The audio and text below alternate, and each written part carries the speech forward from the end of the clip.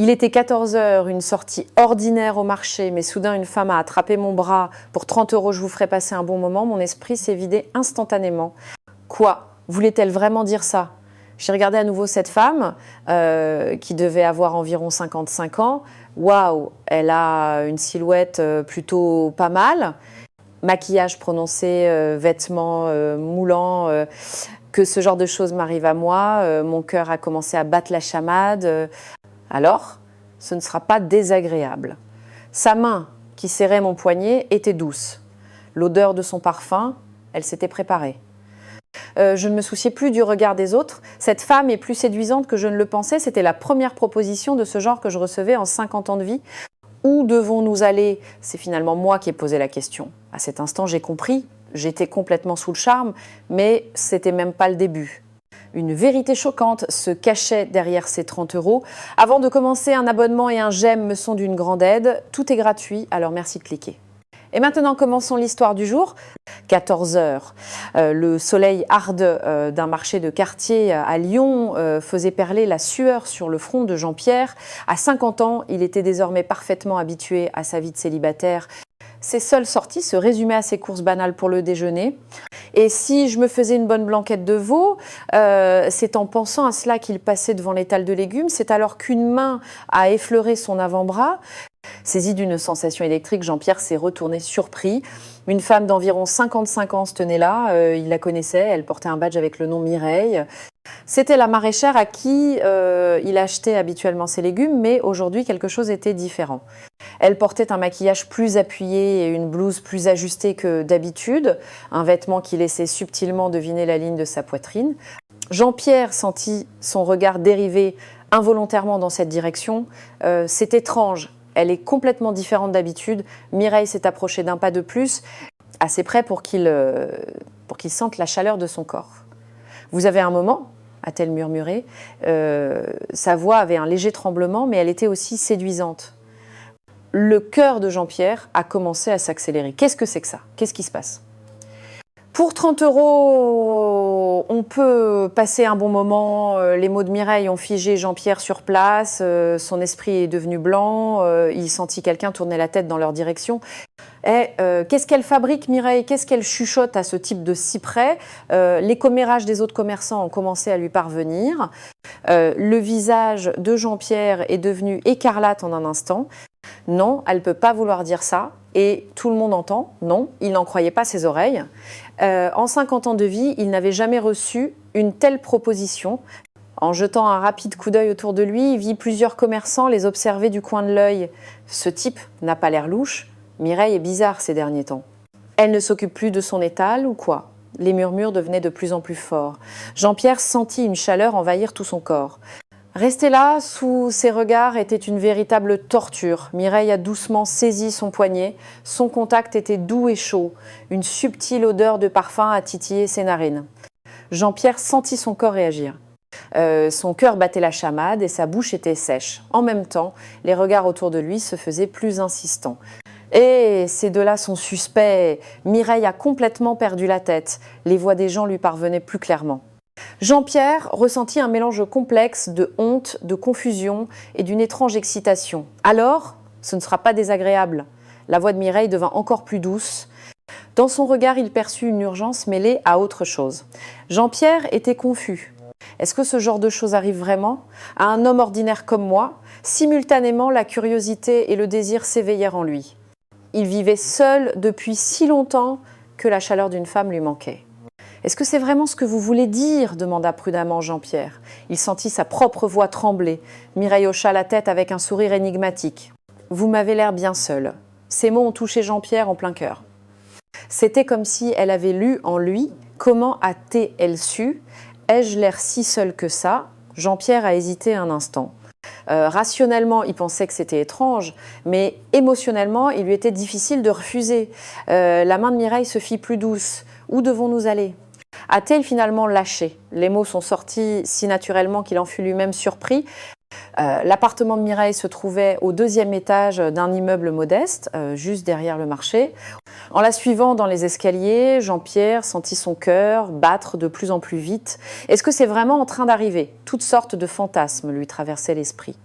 En même temps, il ressentait une légère culpabilité. Est-ce que c'est bien ce que je fais? Mais c'est ce que nous voulons tous les deux. En observant Mireille monter devant lui, Jean-Pierre détailla sa silhouette. Pour son âge, elle était bien proportionnée et sa démarche était élégante. Plus séduisante que je ne le pensais. Cette pensée le fit se réprimander. Ne suis-je pas en train de penser de manière trop crue? Quand Mireille ouvrit la porte, un studio impeccablement rangé apparut, contrairement à ce qu'il attendait. Un intérieur soigné et un éclairage tamisé rendaient l'endroit chaleureux. Entrez. Mireille le fit entrer et ferma la porte. À cet instant, Jean-Pierre réalisa qu'ils étaient vraiment seuls. Une douce odeur d'aromathérapie flottait dans la pièce. C'était de la lavande, ce qui semblait avoir un effet relaxant. Le corps de Jean-Pierre commença à se détendre. « Je vous sers quelque chose à boire ?» demanda Mireille. Mais Jean-Pierre secoua la tête. Pour l'instant, la situation elle-même était plus importante que toute autre chose. Mireille se plaça devant lui. Elle posa délicatement la main sur les boutons de sa chemise. Jean-Pierre eut l'impression de suffoquer. Cela faisait si longtemps qu'il n'avait pas senti le contact d'une femme. J'aurais jamais imaginé que ça se passerait comme ça. Mais à ce moment-là, un bruit violent retentit de l'extérieur. Boum, boum. Le visage de Mireille devint blême en un instant. Son attitude détendue et séduisante avait complètement disparu. À la place, une expression de terreur pure était apparue. Jean-Pierre était déconcerté. Qu'est-ce qui se passe? Pourquoi ce changement soudain? La main de Mireille quitta sa chemise. Tout son corps se mit à trembler. « Qu'y a-t-il? Que se passe-t-il » demanda Jean-Pierre. Mais Mireille ne répondit pas, fixant la fenêtre. Le bruit à l'extérieur s'intensifia. Ban, ban, ban. Cette fois, c'était comme si quelqu'un frappait le mur avec un objet. Jean-Pierre devenait de plus en plus anxieux. Mais qu'est-ce qui est en train de se passer? Il était confus en voyant le changement radical de Mireille. La femme qui le séduisait quelques minutes plus tôt semblait être une toute autre personne. Une voix d'homme rauque se fit entendre de l'extérieur de la fenêtre. « Mireille, je sais que tu es là !» Sa prononciation était pâteuse, comme s'il était ivre. Mireille agrippa le bras de Jean-Pierre. Sa main était froide comme de la glace. C'est alors que Jean-Pierre comprit que quelque chose n'allait pas du tout. Ce n'était pas une simple rencontre. Toutes sortes de suppositions se bousculaient dans sa tête. Est-ce que cet homme est son mari ou son ex-mari? La situation devenait de plus en plus complexe. Jean-Pierre avait le sentiment d'être tombé dans un piège. Le bruit à l'extérieur devint encore plus violent. Crac, crac, crac. Cette fois, les coups visaient directement la fenêtre. L'impact faisait vibrer la pièce, comme si la vitre allait se briser. Jean-Pierre sentit son cœur sur le point d'exploser. Jamais il n'aurait imaginé se retrouver dans une telle situation. Mireille se serra contre lui. Son corps s'appuyait entièrement sur Jean-Pierre. Il sentait sa chaleur, mais aussi à quel point elle était terrifiée. « S'il vous plaît, aidez-moi », implora-t-elle d'une voix tremblante. Ce n'est qu'à ce moment que Jean-Pierre commença à saisir la situation. Ah, c'est pour ça qu'elle a proposé 30 €, elle avait vraiment besoin d'aide, mais il ne comprenait toujours pas pourquoi elle avait choisi une approche aussi étrange. « Qui est cette personne ?» demanda prudemment Jean-Pierre. Une expression de douleur traversa le visage de Mireille. « C'est mon ex-mari. » À sa réponse, Jean-Pierre hocha la tête. C'était donc ça. Dehors, la voix de l'homme se fit plus forte. « Si tu n'ouvres pas, je passe par la fenêtre. » Mireille serra fermement le pan de la chemise de Jean-Pierre. Ça fait 6 mois qu'on a divorcé, mais il continue. Le désespoir était palpable dans sa voix. Jean-Pierre était partagé. Au début, il s'attendait à une simple aventure, mais il se retrouvait maintenant dans une situation complètement différente. Mais je ne peux pas laisser une personne aussi effrayée seule. Cette pensée le surprit lui-même. Depuis quand avais-je commencé à me soucier autant des autres? Vivant seul depuis si longtemps, il pensait avoir perdu tout intérêt pour autrui. « Ne vous inquiétez pas, je reste ici, » dit Jean-Pierre en couvrant la main de Mireille de la sienne. À cet instant, il ressentit une émotion différente, quelque chose qui dépassait la simple pitié. Dans le regard de Mireille, il y avait aussi plus que de la gratitude. Le bruit à l'extérieur s'est calmé un moment, mais aucun des deux ne pouvait baisser la garde. Jean-Pierre n'avait aucune idée de comment cette situation allait évoluer. Je n'aurais jamais cru que ma journée se terminerait ainsi. Il vivait le jour le plus inattendu de sa vie. Alors que le bruit à l'extérieur s'estompa un instant, Jean-Pierre poussa un soupir de soulagement, mais le visage de Mireille restait crispé. « Est-il parti ?»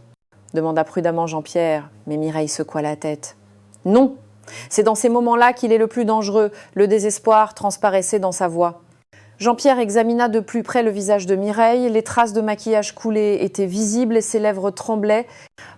Cette personne a vraiment besoin d'aide. Cette pensée le surprit lui-même. Le désir et l'attente qu'il avait ressenti au début avaient disparu.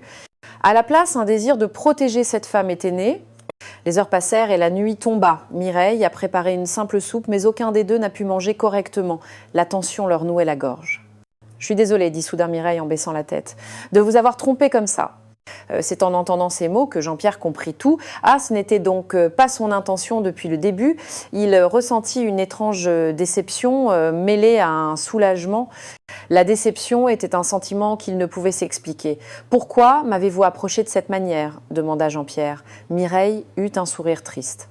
Honnêtement, j'avais trop peur de rester seule. Des larmes commencèrent à perler dans ses yeux, mais je savais que si je demandais simplement de l'aide, personne ne viendrait. Les mots de Mireille lui firent mal au cœur.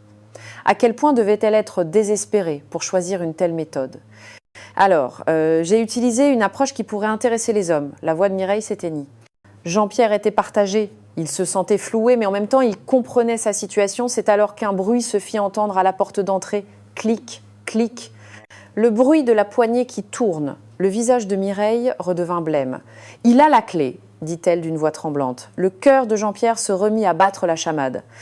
Est-ce qu'il va vraiment entrer ? On entendit la porte s'ouvrir lentement. Des bruits de pas résonnèrent dans l'entrée. Des pas lents, mais assurés. Jean-Pierre plaça Mireille derrière lui et se tourna vers la porte.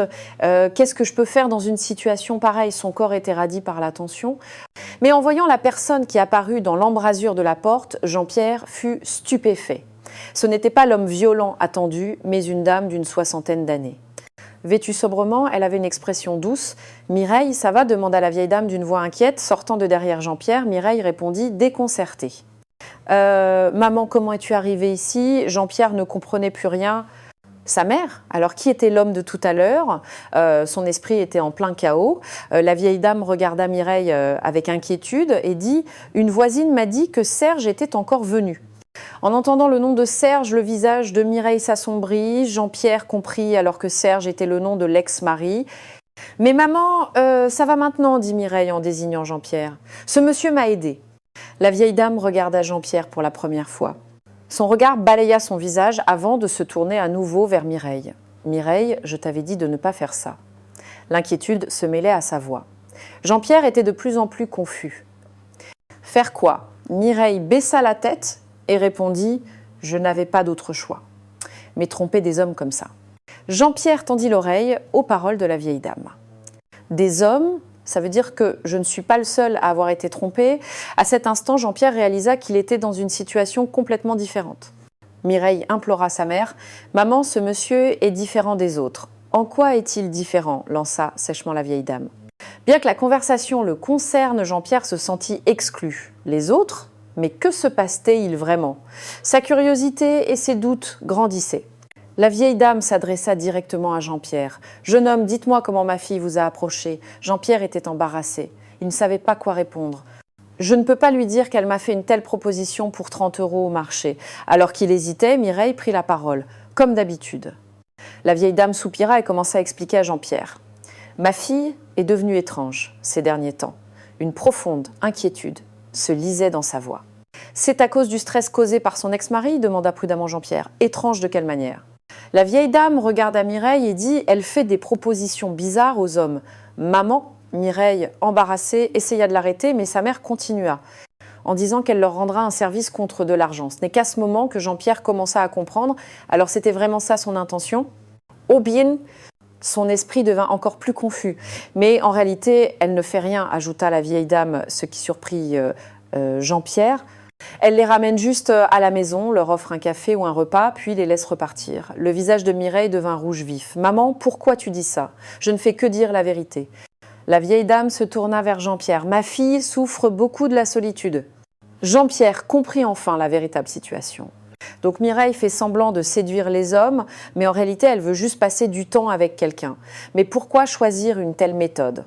Mais pourquoi approcher les gens de cette façon ? Demanda Jean-Pierre directement à Mireille.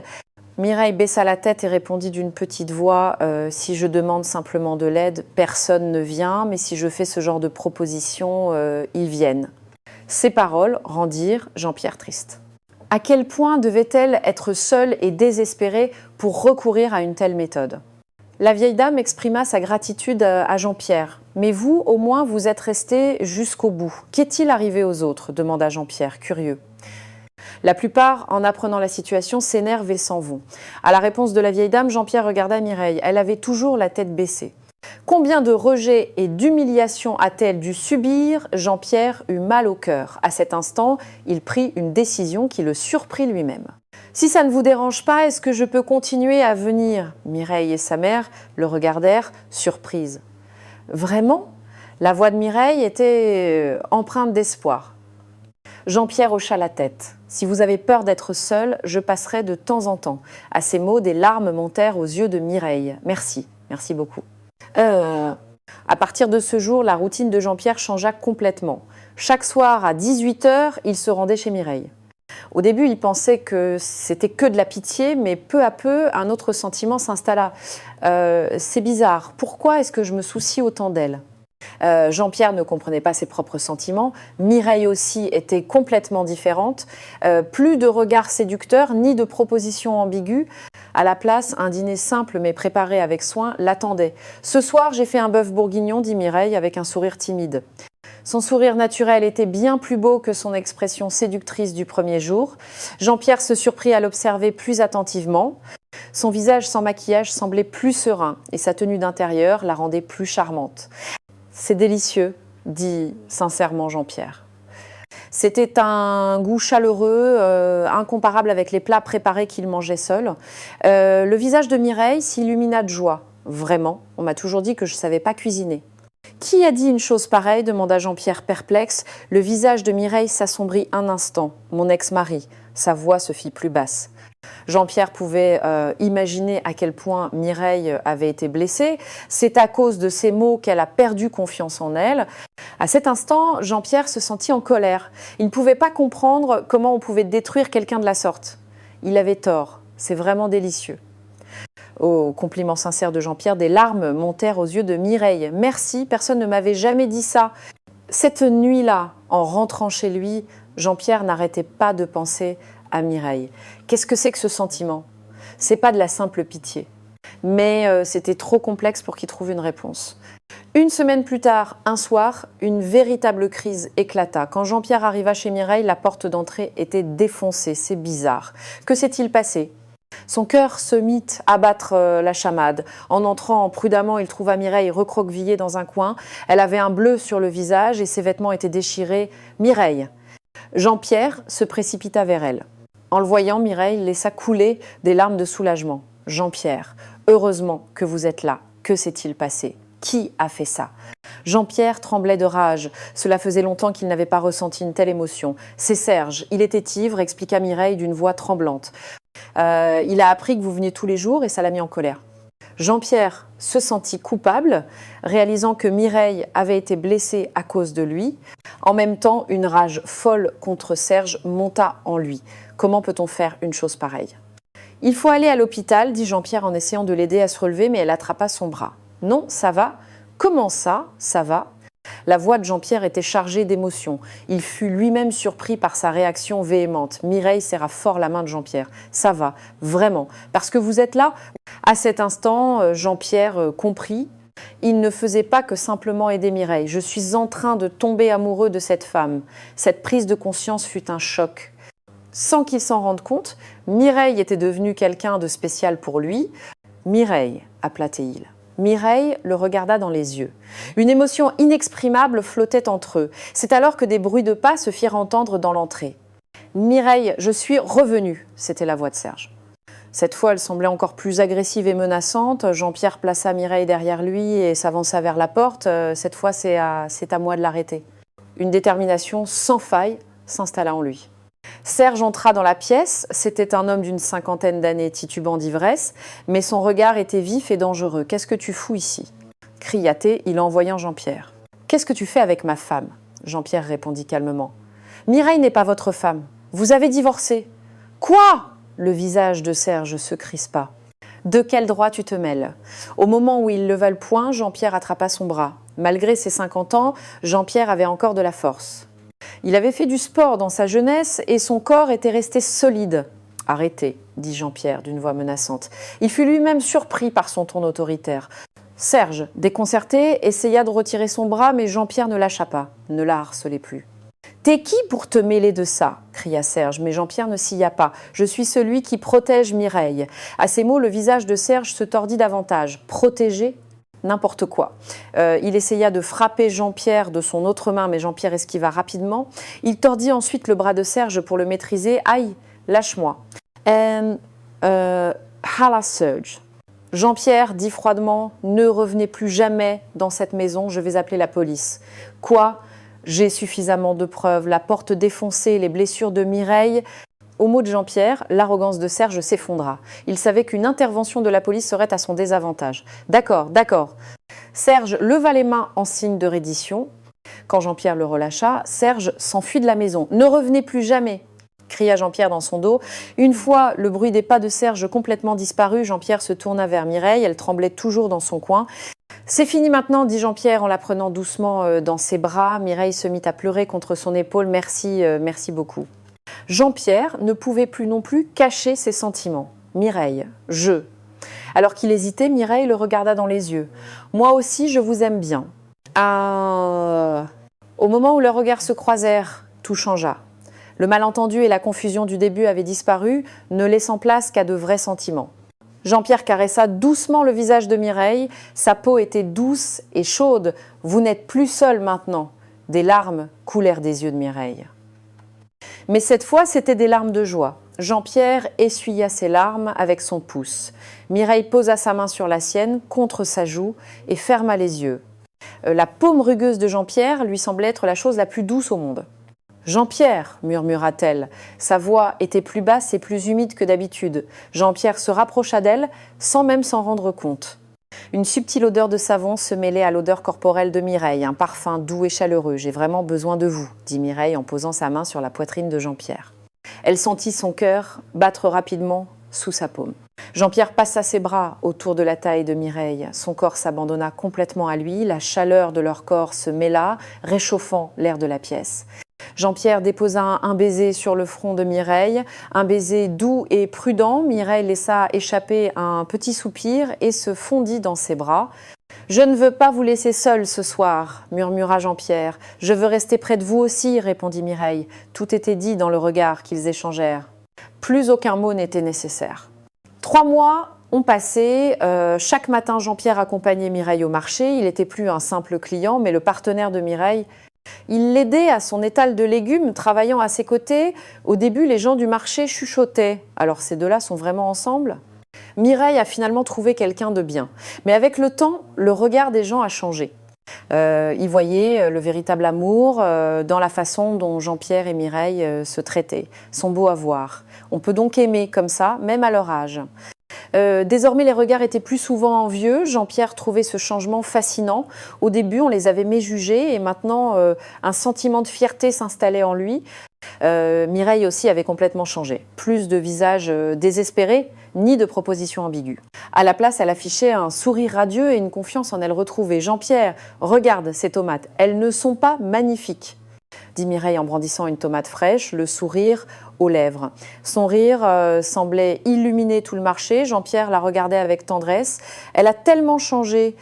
Un après-midi, la mère de Mireille est venue au marché. « Mireille, tu as vraiment meilleure mine ces derniers temps », dit-elle d'un air satisfait. « C'est grâce à Jean-Pierre », répondit Mireille en le regardant. Son regard était empli d'un amour profond. La mère remercia Jean-Pierre. « Merci beaucoup. » Ça faisait si longtemps que je n'avais pas vu ma fille sourire comme ça. Jean-Pierre répondit humblement. « C'est plutôt moi qui ai vu ma vie changer grâce à Mireille. » C'était la vérité.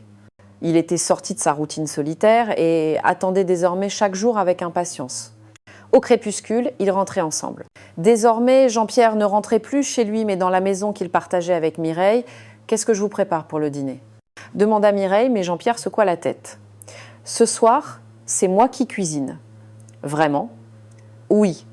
Je vais vous faire un hachis parmentier. » Les talents culinaires de Jean-Pierre surprirent Mireille. Les compétences acquises pendant ces années de solitude servaient maintenant à la combler. Pendant le dîner, Mireille aborda prudemment le sujet. « Jean-Pierre, est-ce que vous regrettez la façon dont je vous ai approché au début ?» Jean-Pierre réfléchit un instant. Le choc de la proposition, les moments de confusion et la vérité qu'il avait peu à peu découverte. « Pas du tout », répondit-il d'une voix assurée. « Si nous ne nous étions pas rencontrés de cette façon, serions-nous ensemble aujourd'hui ?» Un sourire de soulagement apparut sur le visage de Mireille. « Je suis quand même désolée de vous avoir trompé. Vous ne m'avez pas trompé, vous avez demandé de l'aide, dit Jean-Pierre en lui prenant la main. La méthode était juste un peu originale. Ils rirent ensemble. Désormais, tous ces événements étaient considérés comme le lien précieux qui les avait unis. Cette nuit-là, allongé dans son lit, Jean-Pierre pensa « La vie peut changer à ce point ». 6 mois plus tôt, il était habitué à vivre seul. Il pensait même ne pas connaître la solitude. Mais c'est en rencontrant Mireille qu'il a compris ce qu'était la vraie solitude et aussi le vrai bonheur. En écoutant la respiration régulière de Mireille endormie à ses côtés, Jean-Pierre sourit. Parfois, une rencontre inattendue change une vie. Le lendemain matin, en route pour le marché, Mireille dit « Jean-Pierre, et si on se mariait ?» La proposition soudaine surprit Jean-Pierre. Vraiment ? Oui. Nous vivons déjà ensemble, j'aimerais qu'on devienne officiellement une famille. Le cœur de Jean-Pierre se réchauffa. D'accord, faisons-le. Ils se dirigèrent vers le marché, main dans la main, les commerçants voisins leur sourirent, ils vont vraiment bien ensemble, l'amour est beau, même à un certain âge, Jean-Pierre comprit. Le véritable amour arrive sans se soucier de l'âge ou des circonstances, et il peut commencer de la manière la plus spéciale au moment le plus inattendu. La proposition à 30 € de Mireille n'était pas une simple transaction, c'était le signal qui a permis à 2 âmes solitaires de se trouver. Parfois, demander de l'aide peut être embarrassant et difficile, mais c'est en ayant le courage de tendre la main qu'un vrai miracle peut se produire. Et si quelqu'un saisit cette main, alors la vie peut recommencer à tout moment. C'est ce que racontait l'histoire de Jean-Pierre et Mireille. L'amour commence là où on s'y attend le moins, de la façon la plus inattendue, mais c'est ce qui le rend encore plus précieux et magnifique.